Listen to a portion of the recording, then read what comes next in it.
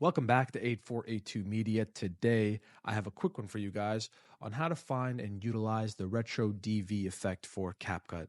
So initially, we're going to go up to Effects, Video Effects, scroll down to Retro, and then on the Retro category, we're going to scroll down to find the Retro DV effect. Click and drag it down to the timeline, and now we're just going to scroll through it to check out how it looks. That's pretty cool. So we're initially going to bring this over to fit the entirety of the clip, and then we're going to check it out again.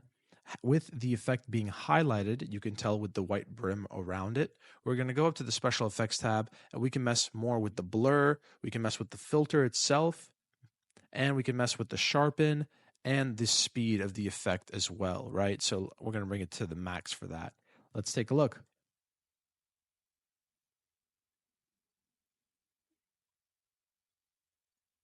I'd say that's pretty cool. I like it. Well, if this was helpful in any way, please leave a like down below. If you have any questions, comment down below. Thank you guys for watching, and have a great day.